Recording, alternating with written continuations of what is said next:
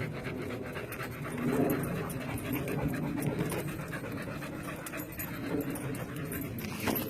guys, Victoria here with Take the Lead.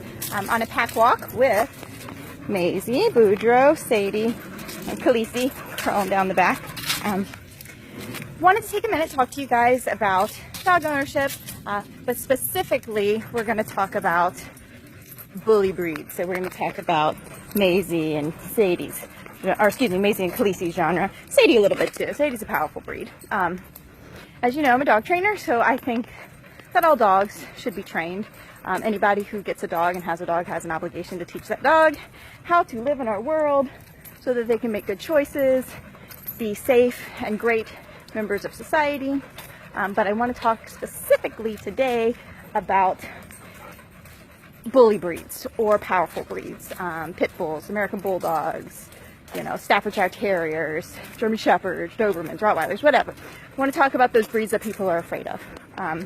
Pit bulls in particular are getting a pretty bad rap nowadays, as we've seen displayed in the media, you know, stories about pit bulls mauling people, attacking people, doing all sorts of untoward things. And so there's a reason that the general public tends to be scared of them. I mean, they're not allowed in certain cities because people are afraid of them. So I want to talk about pit bulls and bully breeds in general, you know, the muscular, athletic, boxy-headed breed, and the obligation that anyone who owns one has. If you own, foster, adopt, whatever, a bully breed, a boxy, muscular dog that people would say, my goodness, that's a pit bull, you really do have an obligation to make sure that that dog is well behaved. We can say all day long that it's not fair, that they're judged inappropriately, that people discriminate against them, that they are treated unfairly. We can preach that all day long. But the only thing that's actually going to change people's minds is action. And if the only encounter people have with pit bulls is through the news, you know, they see a terrifying news story, or they read about a kid getting mauled, and then they walk down the street and they see somebody who has pit bull looking dogs behind the fence, charging them, barking and running around. Again, that person stays afraid. As the owner of a bully breed, we have an obligation to make sure that they are excellent ambassadors of the breed. If you own one of these guys, it's so important that the vibe that they give off, what people pick up about them out in public, is, wow, what a good dog. You know, you have a pit bull, and even if it is pulling on the leash because it's excited and it's jumping and it's barking because it loves people, to someone who doesn't understand pit bulls, to someone who doesn't understand dogs in general, a powerful muscular dog pulling on the leash is one stumble of your foot away from being loose, and to someone that's terrifying. People look at these guys and they're afraid because they are strong. And when an owner doesn't have any dog under control, it's concerning to be on the same sidewalk with them. But when it's a pitty in general, you're looking at somebody who has a powerful, muscular, athletic dog that's dragging them down the street, that has no regard for the owner, that's pulling, barking, zipping around, using all of the strength that they have to whip their owner around in the wind. That does not give the general public a sense of comfort when they see that pit bull on the street.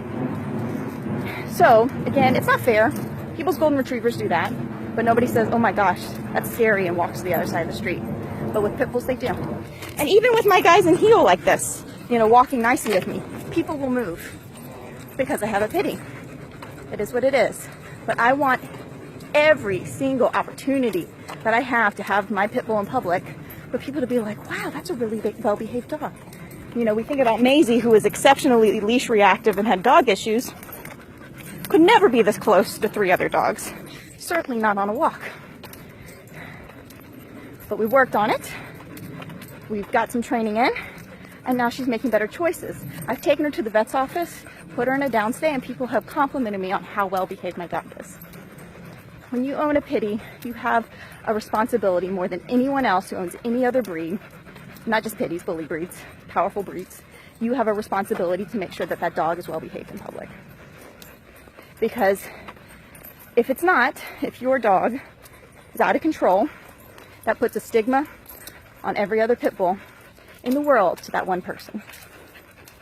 There are thousands of pit bulls and bully breeds dying in shelters because people are afraid.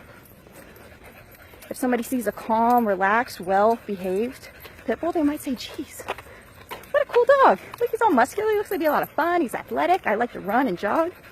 But a lot of people are afraid because a lot of times people let their dogs get away with bad behaviors. We're not talking like the dog has to do anything fancy.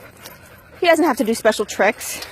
But I just want a dog who can sit there calmly, can walk nicely, and doesn't appear threatening or outgoing or intrusive to anyone. I want folks to feel comfortable being around my dog. And to them, you can change their mind about pit bulls, one pit bull at a time. We have an obligation, guys, to make sure that our pitties are good in public, good around other people. You know, your dog may have issues. I understand that. A lot of dogs do. Maisie had issues. You've got to get training. You've got to get help.